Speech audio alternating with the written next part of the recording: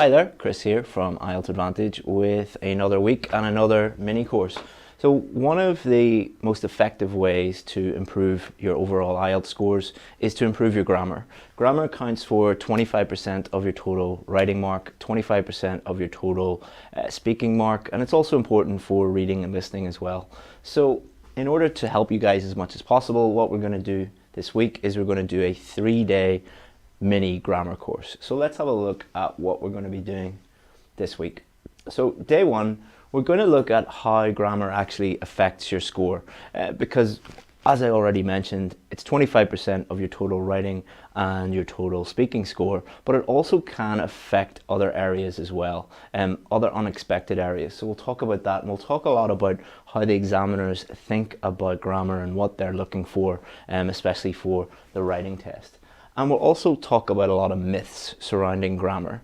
So we'll talk about mistakes and how that affects your score, structures, tenses, complex sentences, simple sentences, all of those different things, because there's a huge number of myths surrounding grammar, as there are in other parts of the test as well. So in order to understand what to do, you need to understand what not to do first. So we'll be looking at that today. Day two, we've got a lot of requests for help with simple versus complex sentences. What is the difference between those? How do you make complex sentences? How do they affect your score? So we'll be looking a lot about that. Not tomorrow, Wednesday. So Wednesday at midday on Facebook here, we'll be having a look at that live. And then on day three, which is Friday at about 11 a.m., we'll do it a little bit earlier on Friday, we're going to look at a grammar improvement plan. So this is a plan that you can use at home for free by yourself, and you can work on improving your grammar. So we'll give you that. It's a very simple strategic plan that you can use. So we'll give you that on Friday. Okay, so without further ado, let's have a look at how grammar actually affects your score.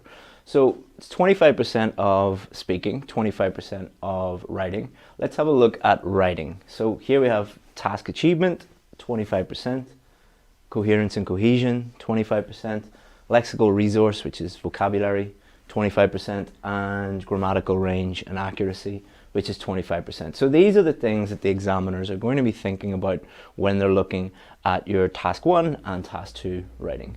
So a very, very common thing that we see is a student might have band 7 task achievement. They've answered the question pretty well. Their coherence and cohesion is at around a band 7, and their vocabulary is at around band 7.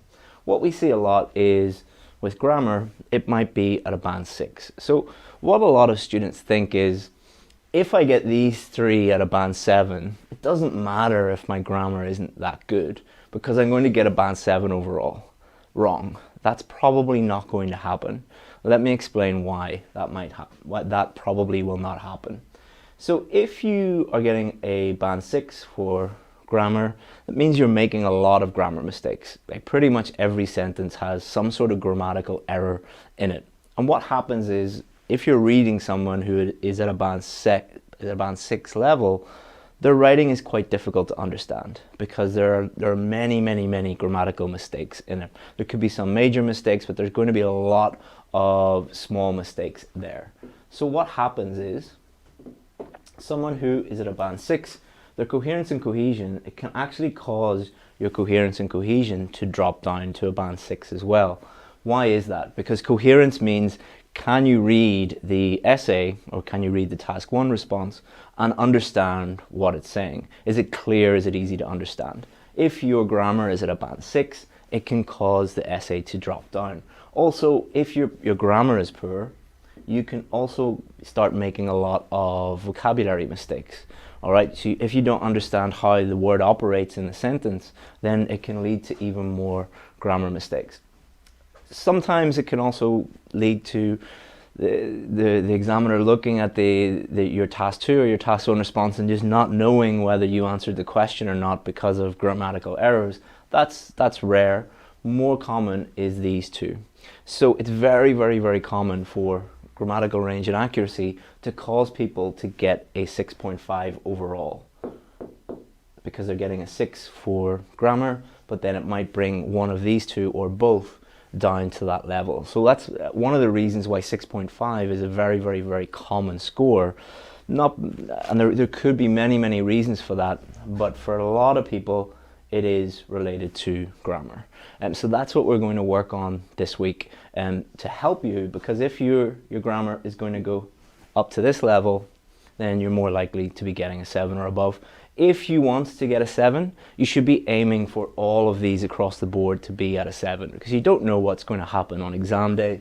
If you want a band 8, aim for all of them to be at a band 8. You shouldn't go in and think, I might get away or I might be lucky. You know, try and move everything up to the level that you're aiming for, and then, you know, you'll get the score that you need on exam day. So, what are the examiners looking for when it comes to grammar? It's really important that you understand this. Hopefully this is quite clear. I've made this like a seesaw, all right? So I'm sure in playgrounds where you live, you have, you know, one kid here and one kid here, and it's like a little seesaw, and it goes like this. This is here for a reason. So the examiner is looking for two principal things, and they're related, all right? And that's why we have the seesaw. One is range, so range of structures, range of tenses, range of complex sentences, range, you know, simple sentences, complex sentences, compound sentences. So that's one of the things that they're going to be looking for. However, the other thing that they're going to be looking for is accuracy, all right? How many mistakes are you making? One of the ways that they will look at that is error-free sentences. An error-free sentence is exactly how it sounds, is a sentence with no grammatical errors in it, completely free of any errors whatsoever related to grammar. And the more error-free sentences you have, in general, the higher the score that you're going to get. But why do we have this seesaw? Why is there a relationship between this? Because what happens to a lot of students, and the reason why they get a band 5 or a band 6 for grammar, is they put too much emphasis on range. So they try and really increase the complexity of their sentences, include lots and lots of complex sentences and complex tenses and a huge wide range of tenses and structures and everything. And when they try and do that, their accuracy goes down, all right? So it doesn't matter if you have this massive wide range of tenses and complex sentences and structures, if you're making lots and lots and lots and lots of mistakes. So in general, as students try and increase complexity, their accuracy will go down. And that's why we have the seesaw here. And the interesting thing about this is, for most students, there's nothing wrong with their range. Because as you write an essay, you're going to be using a variety of structures and a variety of tenses and a mix of simple and compound and complex sentences. That normally takes care of itself. What the thing that students really struggle with, and the reason why like 95% of students fail to get the score they need in grammar, is because of accuracy. Just making too many mistakes. And this is the thing that's very obvious whenever you get, you know, a student's work. You look at it, you'll just see mistake, mistake, mistake, mistake, mistake, mistake, and it's impossible to give them a high score for grammar and a high score overall if there are mistakes in multiple mistakes in nearly every sentence that they have. If you're looking for a 7 or above, you should be aiming for the majority of your sentences. So more than 50% of your sentences should have no grammatical errors in them whatsoever. And by trying to focus on range, you're making that really, really, really difficult. You know, so that's something to bear in mind, and something that is the key to understanding how to improve your grammar is this diagram. So let's talk about myths, all right? And there's a car here for a reason, all right? So if you do your driving test in the UK, I don't know what it's like in different countries, but in the UK, I think you're allowed to pass the test. It's less than, is it 16 minor faults? Is that correct? Just 16, 16, yeah. So you can make less than 16 minor faults on the driving test. A minor fault is something like not checking your mirror or crossing your hands or something like that.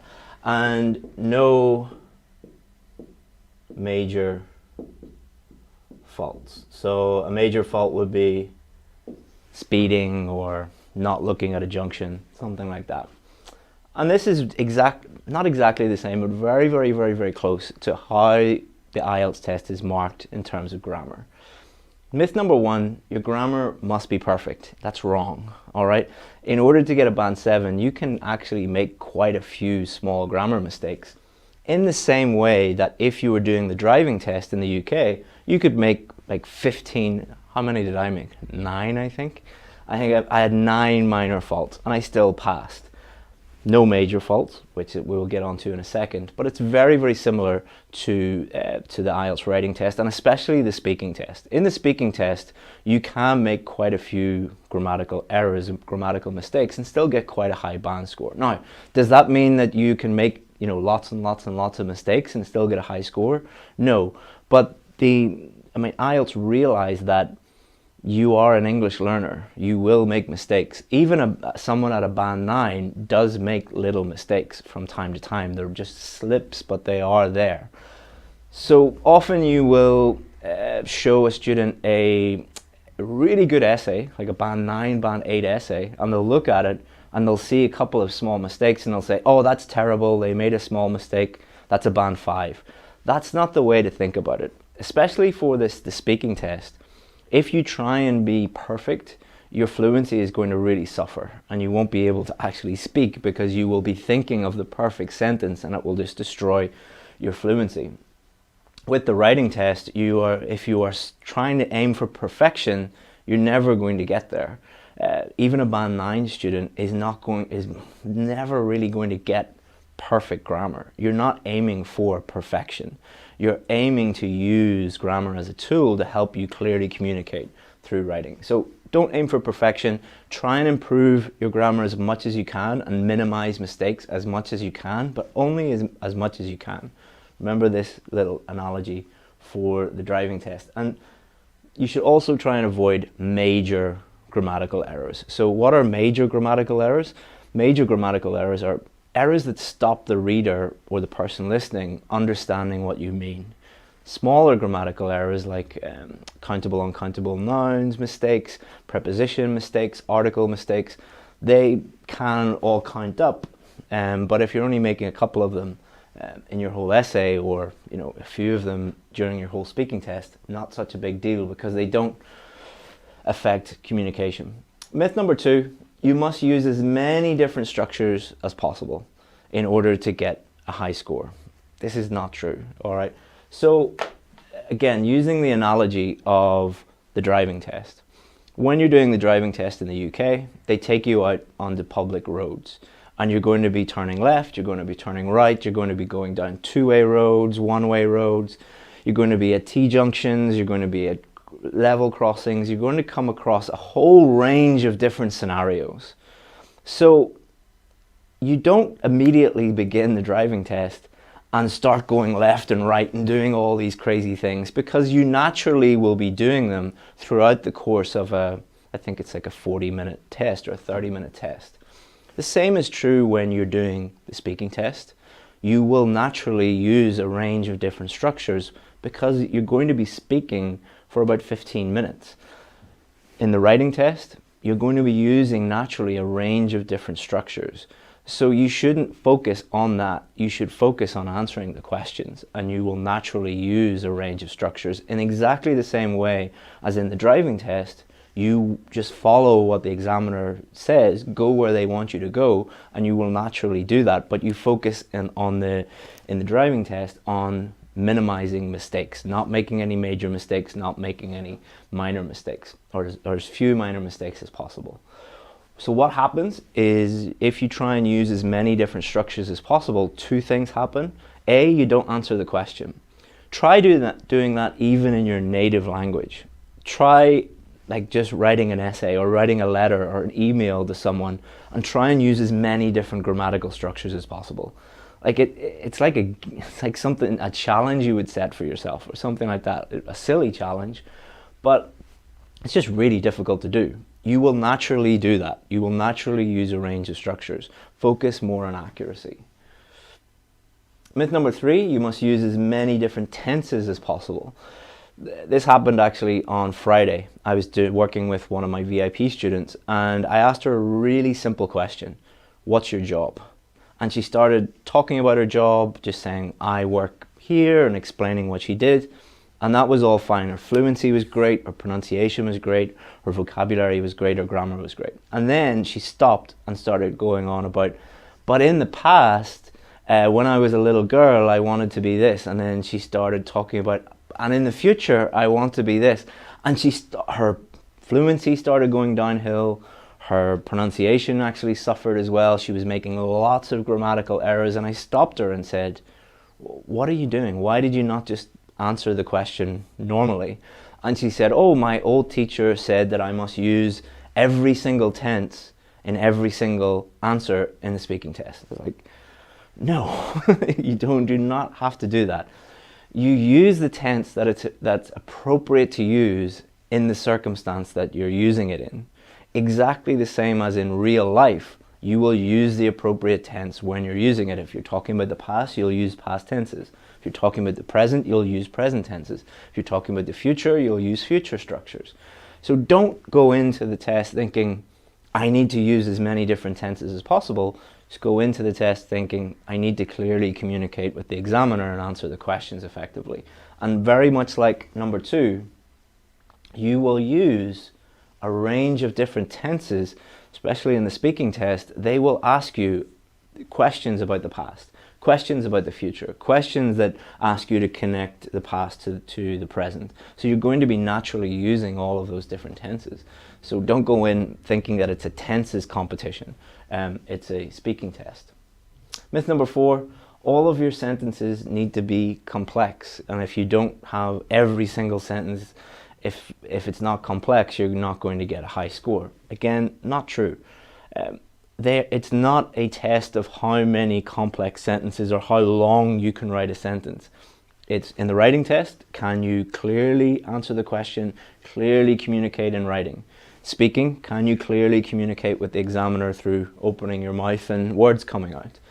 Some sentences will be simple, some of them will be compound, some of them will be complex. As long as you're displaying a range of different sentences, you'll be fine. Again, focus on accuracy. It doesn't matter if you write a 50-word sentence if it has 50 mistakes in it. It's like, that doesn't really make any sense whatsoever. Myth number 5, memorization is a useful skill. So memorizing bits of sentences, or half a sentence or a full sentence, and then adding those in to your essay. It's not a memorization test, it's an English test. All right, memorization is a useless skill. Why? They're not testing memorization. If it was a memorization test, you could just learn, memorize lots of different grammar structures and kick them into your essays and into your speaking test, and you get a high score. That doesn't work, because grammar is just a tool. All right, just like having a hammer and a saw and a drill. Memorization is like giving tools to someone who doesn't know how to use them, like me. I don't know how to use a hammer or a saw or a drill. I'm completely useless when it comes to DIY or using my hands in any way. So if you gave these tools to me, I wouldn't know what to do with them, and I'd make a complete mess of it.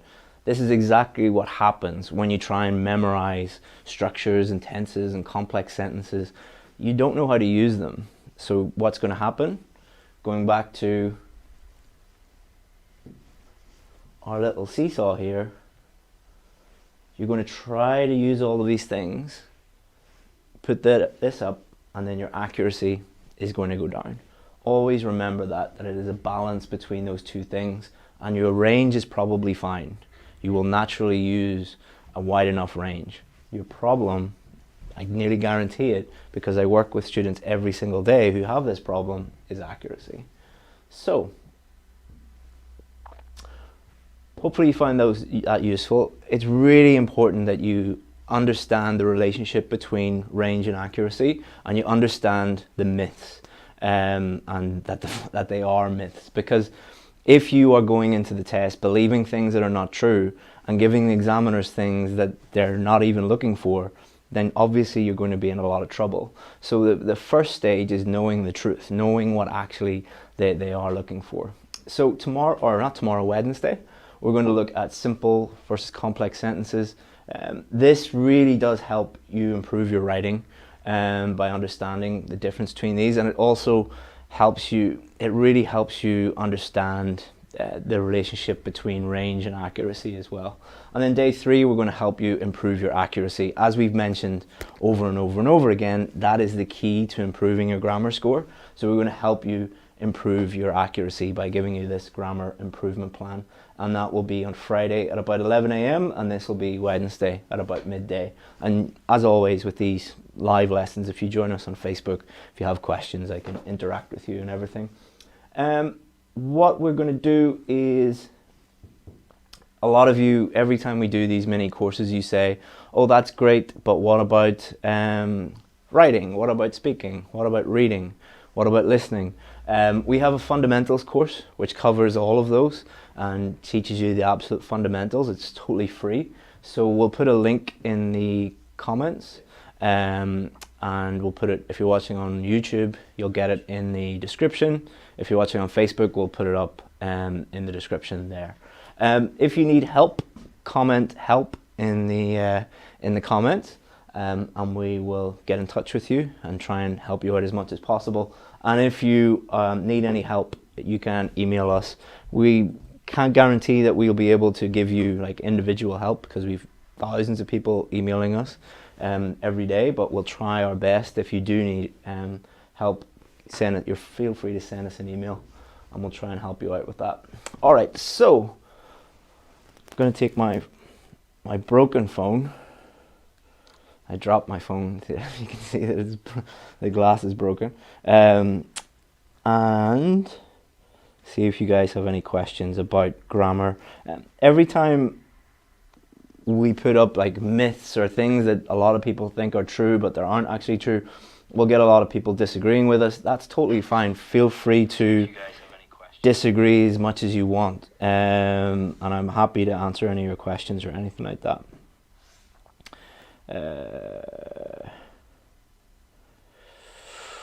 Banjo says, Chris, we need example sentences reflecting component of each teaching. There will be on Wednesday, we'll be doing, so day 2, we're doing simple and complex sentences. I'm going to put up a lot of example sentences, not so that you can copy them, but so that you can learn from them and see exactly what I mean. So we'll do that. Let me see. A lot of you need help, so you're saying help. That's fine. We'll get in touch with you. We'll send you a message. And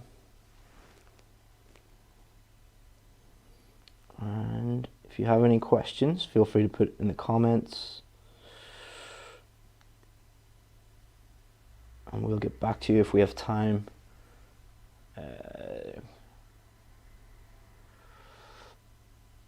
A lot of you are saying need help with punctuation.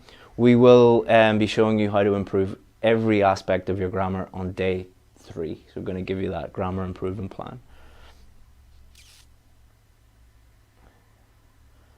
Asa, can you help me start preparation? Yeah, send me an email or comment help and we'll get in touch with you. We've got a lot of free resources that we can just send to you and you can use those for free, or we have paid services as well. So send us a message and we'll figure out what's the best thing for you. Mariam, how many complex sentences we need to write to get a band 7? That's the wrong way to think about it. You shouldn't go into the test thinking, I need to write X number of complex sentences, because you're just making it way more difficult than it needs to be. You shouldn't go in thinking, I need to write this number of anything, because you're making it way more difficult, and it's a very unnatural way to write anything. So you should go into the test thinking, principally, I need to answer the question, and I need to use grammar in a way that is clear and is accurate. And you will naturally use a range of simple, compound and complex sentences by doing that. And we'll talk more about that on Wednesday.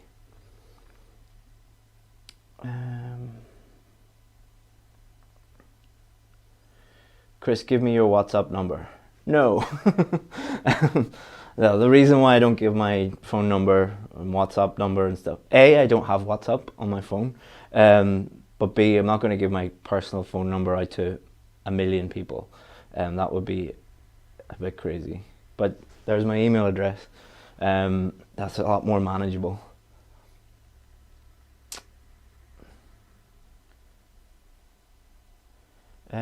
Do the quality of ideas increase the marks? It depends what you mean by quality. The two things that you should be thinking about when you're thinking of ideas, or a few things you should be thinking about. Number one, is it relevant to the question? Number two, does it answer the specific question? And number three, can you develop it by explaining how it answers the question and support it with examples? Those are the things you should be thinking about. There's no hierarchy of ideas. It's not like if you use this idea you'll get a band 9, if you use this idea you'll get a band 7, and if you use this, that's not the way it works. Like, there are 100 ideas that could get you a band 9. Like, it depends what you do with those ideas. Mohammed, could you suggest a book for IELTS grammar? There's a book by, I think, Raymond Murphy, so M-U-R-P-H-Y, Murphy. If you go to Amazon or whatever you use in your country, I think he has intermediate grammar, upper intermediate grammar, advanced grammar. Those books are good. However, grammar books, most people, they're good to refer to the grammar, but they're not actually going to help you improve your grammar. And we'll talk about that on Friday. Because you need to be practicing, you need to be getting feedback in order to really improve your grammar. And obviously a book doesn't really do that. Do you have review centers here in the Philippines? No, I don't. We're 100% online because we believe that online education is much better than being in a face-to-face classroom with 30 or 40 other students.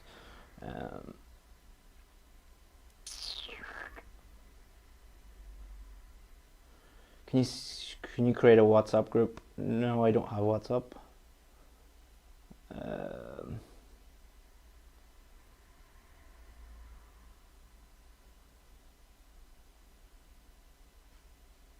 All right, so thank you very much, guys. I'm going to leave it there. I know a lot of you have questions that I couldn't get to. Just time, as always. We've got a lot of people wanting to get in touch with us and not enough time, but thank you very much. And hopefully you enjoyed that. And on Wednesday, we will have lesson 2. And then Friday, lesson 3. Thank you very much, guys. And if you need anything, feel free to get in touch. Bye-bye.